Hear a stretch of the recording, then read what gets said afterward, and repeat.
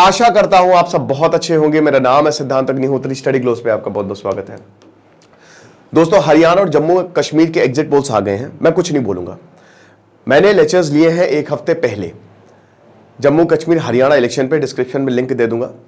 मैं बोलूंगा परसों 8 अक्टूबर को, पता मुझे सब है, लेकिन मैं 8 अक्टूबर को अभी कुछ बोलूंगा तो विवाद हो जाएगा। और एग्जिट पोल्स में भी इसलिए भी बोलना मुनासिब नहीं है क्योंकि हमने देखा कि पिछले एग्जिट पोल्स किस तरीके से डिजास्टर साबित हुए। जैसा उन्होंने प्रेडिक्ट किया था वो तो हुआ नहीं, तो इसीलिए बेस्ट यही है। लेकिन मुझे लगता है कि इस बार एग्जिट पोल्स लगभग यही रहेगा, नतीजे यही रहेंगे। सैंपल साइज छोटा होता है, बहुत बड़ा नहीं होता है। लेकिन फिलहाल अभी मैं चुप्पी साधूंगा और सिर्फ आपको एग्जिट पोल्स बताऊंगा कि आखिरकार एग्जिट पोल्स में क्या नतीजे आए हैं, जो अलग अलग मीडिया हाउसेज या अलग अलग सेफोलॉजिस्ट ने करवाए हैं। तो क्या हुआ है, बात करेंगे इसकी। लेकिन उससे पहले आज रात 8 बजे हमारी क्लास है, सेकंड क्लास है। आज संडे क्लास हो रही है। आई होप आपने टेलीग्राम ग्रुप ज्वाइन कर लिया होगा। इस नंबर पे अपनी रिसीट भेज दीजिए, नहीं तो आप ऐप पे जाइए, वहां पे चैट ऑप्शन पे मिल ही जाता है, ठीक है ना। तो आज हम ये बायोलॉजिकल साइकोलॉजिकल फैक्टर्स की बात करेंगे। पहली क्लास पब्लिक हुई थी, अब सारी क्लासेस जो है वो ऐप पे ही होंगी। तो ऐप को डाउनलोड करें वरना वेबसाइट विजिट करें। साइकोलॉजी ऑफ अट्रैक्शन 280 रुपए का कोर्स है। तो ठीक है, ये सब छोड़िए, इस पे आते हैं डायरेक्ट, है ना। मैंने क्या बताया, मैं कुछ भी टिप्पणी नहीं करूंगा। चलो शुरुआत करते हैं। हरियाणा में किसकी सरकार बन रही है? आपको पता है कि पिछले 10 सालों से बीजेपी की सरकार थी। 2014 में मनोहर लाल खट्टर, 2019 में मनोहर लाल खट्टर, एंड देन भजन लाल शर्मा। तो काफी लंबे समय तक बीजेपी की सरकार रही है। भूपिंदर हुड्डा भी 2 बार सीएम रहे हैं। इस बार उनकी 77 साल के, इस बार उनकी लीडरशिप में चुनाव हो रहा है। हालांकि चौटाला साहब, बहुत कुछ है, ठीक है, बट अभी फिलहाल छोड़ते हैं। शैलजा चलिए ठीक है। तो फिलहाल आप ये देखिए कि टोटल 90 सीटें हैं हरियाणा में, राइट। जम्मू कश्मीर में भी सेम। कितनी किसको सीटें मिल रही हैं एग्जिट पोल्स के हिसाब से? तो दैनिक भास्कर ने कहा है 44 से 54 सीटें कांग्रेस को मिल रही है। देखिए, हम इन पे तो नहीं जाएंगे, ये तो जाहिर सी बात इनका यही हाल होना था। लेकिन बीजेपी को 19 से 29 सीटें मिल रही हैं, ठीक है।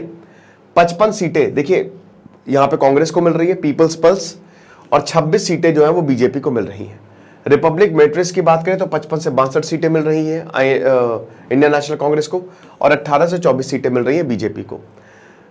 टीआईएफ रिसर्च की बात करें तो 45 से 53 सीटें मिल रही हैं, 29 से 37 सीटें मिल रही हैं। सी वोटर 50 से 58 सीटें कांग्रेस को और 20 से 28 सीटें बीजेपी को। चाणक्य 55 से 62 और 18 से 24। अब आपको इसमें क्या पता चलता है? आपको इसमें यह पता चलता है कि बीजेपी गई, ठीक है। विनेश फोगाट भी चुनाव लड़ रही है। सबसे बड़ी बात मुझे बहुत अच्छा लगा, बहुत खुशी हुई पर्सनली, क्योंकि लगभग 60% वोटर्स आए यहां पे। हरियाणा में जो वोटिंग हुई है 60%, जम्मू कश्मीर भी ऑन एन एवरेज तीनों फेज को मिला, मतलब फेजेस को मिला के 60% वोटिंग हुई है। तो बहुत अच्छी बात है ये। तो आप ये मान के चलिए कि एग्जिट पोल्स में तो कांग्रेस क्लियर सरकार बनाती हुई दिख रही है। आपको क्या लगता है? आप मुझे बताइएगा कि किसकी सरकार हरियाणा में आएगी और कितनी सीटें मिलने वाली हैं, अंदाजन आप बताइए, ठीक है। फिर 8 अक्टूबर को जब हम बहुत अच्छे से डिस्कस करेंगे कि रियल रीजंस क्या रहे, क्योंकि देखिए अभी कुछ रिजल्ट से पहले डिस्कस करने का कोई फायदा नहीं है ना। ये तो सिर्फ एग्जिट पोल्स है, मजा आएगी परसों, तो परसों वेट करिए। तो इसमें सीधा सारे एग्जिट पोल्स में कांग्रेस अच्छे खासे मार्जिन से सरकार बनाती हुई दिख रही है। एंटी इनकम्बेंसी का भी फैक्टर होता है। कास्ट पॉलिटिक्स भी बीजेपी ने बहुत खेली हरियाणा में, ठीक है। अब वो ये लिटमस टेस्ट है एक तरीके से बीजेपी का कि क्या होगा। So we will wait and see परसों तक क्या होता है। बट फिलहाल तो इस एग्जिट पोल्स में मुझे लगता है कि कांग्रेस ही इस बार बाजी मारेगी हरियाणा में, है ना। बाकी देखेंगे, हो सकता है कि कुछ और भी हो जाए।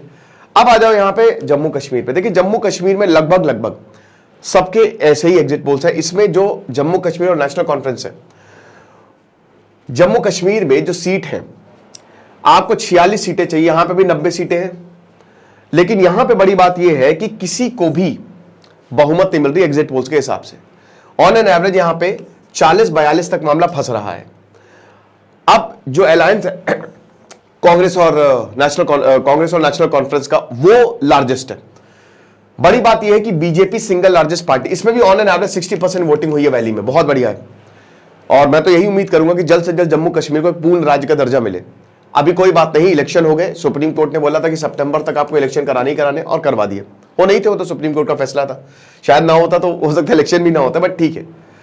तो बीजेपी जो है, बीजेपी सिंगल लार्जेस्ट पार्टी के रूप में उभर रही है 23 से 27। अब सबसे बड़ी बात यह है कि यहां पे 43 सीटें जो हैं वो तो जम्मू डिवीजन में है, तो जम्मू में तो वोट मिलेंगे बीजेपी को। अब आप देख ही सकते हैं कि लगभग 25 से 30 के बीच में सीटें मिल रही हैं, बट बाकी जो सीटें हैं, है ना, वो कैसे काम करेगी। 37 सीटें जो यहां पे अगर आप देखो तो मतलब 47 सीटें जो है वो आपकी वैली कश्मीर में है।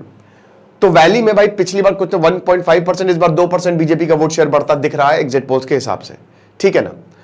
तो वैली में बहुत ज्यादा 1 या 2 सीटें बीजेपी जीत जाए तो बहुत बड़ी बात, ऐसा बोला जा रहा है। अब देखेंगे कितना ज्यादा फर्क आता है। तो एक तरीके से यहां पे हंग असेंबली होते हुए दिख रही है, ये सारे एग्जिट पोल्स में है। अब बड़ी बात यह है कि देखिए कांग्रेस यहां पे सिंगल लार्जेस्ट पार्टी नहीं हो, नेशनल कॉन्फ्रेंस के साथ उनकी पार्टी को मजबूती मिल रही है। तो बीजेपी यहां पे सिंगल लार्जेस्ट पार्टी है, पीडीपी यहां पे खड़ी हुई है, 8 से 12 के करीब सीटें हैं। अब महबूबा मुफ्ती ऑलरेडी इससे पहले जब पिछली बार सरकार थी तो बीजेपी के साथ ही महबूबा मुफ्ती 2017 तक रही, बीजेपी गई, मतलब महबूबा मुफ्ती ने हाथ खींच लिए। तो इन दोनों का अलायंस था, बीजेपी और पीडीपी का।